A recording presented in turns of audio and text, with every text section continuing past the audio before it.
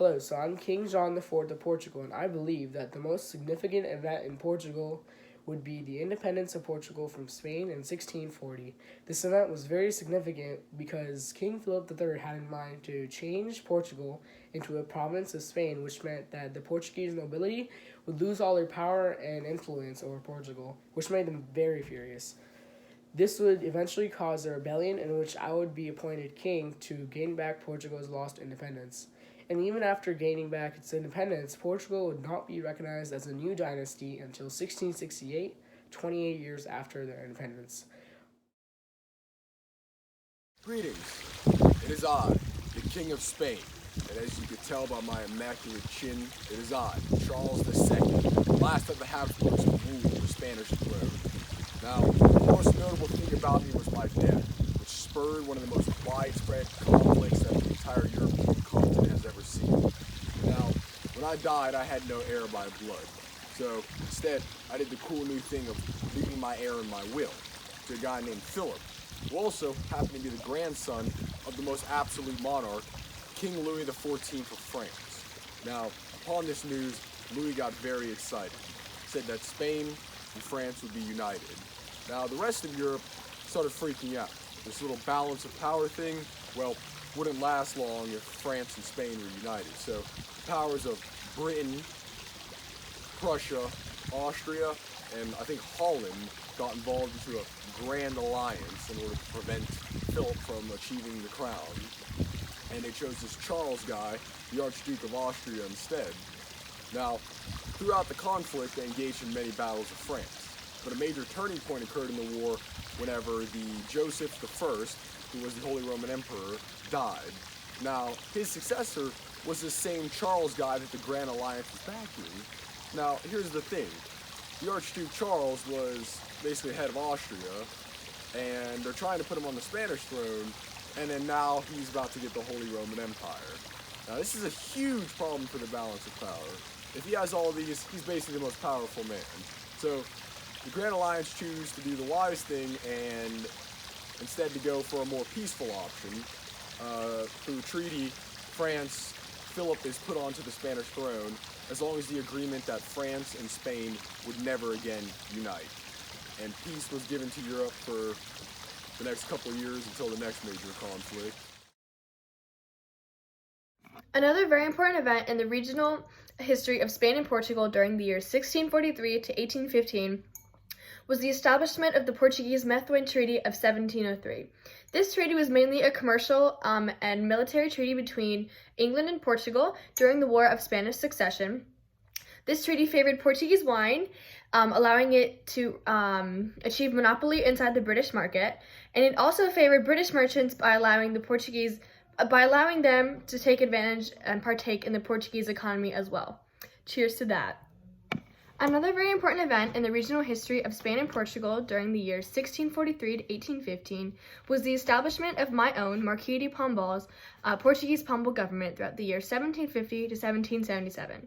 Basically, in 1750, I, Portuguese diplomat Marquis de Pombal, entered the Portuguese government under which the existing ruler was King Jose.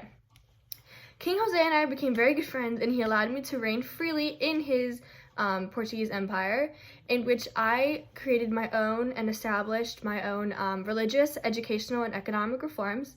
My most famous reform being that I exiled all the Jesuits from Portugal. And I ruled despotically, meaning that I had the full support of the royal family in my decisions and my decision making, and I also valued only my opinion in anything that had to do with Portugal, so that meant that I completely threw away any opposing forces and any challenging people and difficult people into jail. But unfortunately, in 1777, my reign was coming to an end due to the fact that King Jose was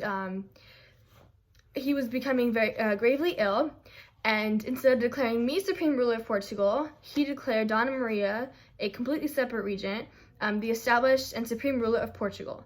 During her time, she created this era called the Viradeira, in which she completely changed the natural order of the Portuguese government and completely threw me out of power and left me on the side.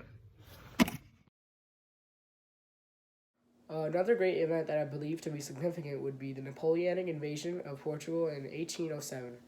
This event caused the Portuguese royal family to escape and leave Portugal for about 8 years until the Portuguese invasion was finally defeated. The Portuguese invasion was caused because Portugal would refuse to follow Napoleon's continental system in which they were to blockade all British exports and imports. This invasion was finally defeated in 1815 by the English army. Now, at this point in time in history, France was the most powerful force to be reckoned with. They were being led by a new guy named Napoleon. You may have heard of him. He had most of Europe under his thumb at this point, except for the Iberian Peninsula. Now, Napoleon was at war with Britain, as France always is, so he established his continental system. Basically, keep British ships out your port and don't trade with Britain at all.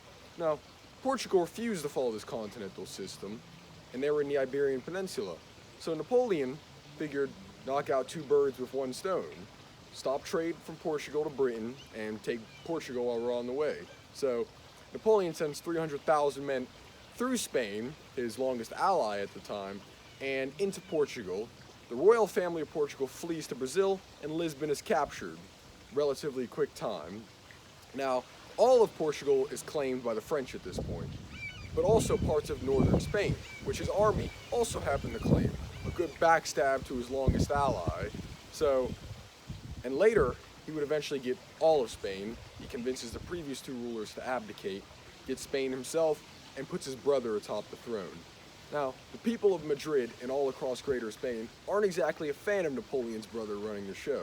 So they begin to rise up in rebellion and defiance to their new ruler and engage in a bunch of guerrilla conflicts against the greater French army.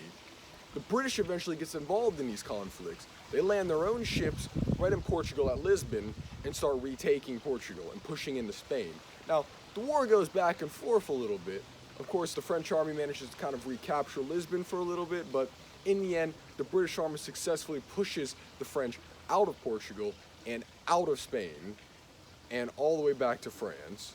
And Ferdinand, the previous ruler, is put back atop his place and given the crown of the Spanish throne once more, officially ending the Peninsular War and later leading to countries such as Portugal joining in with the Sixth Coalition and putting an end to Napoleon once and for all.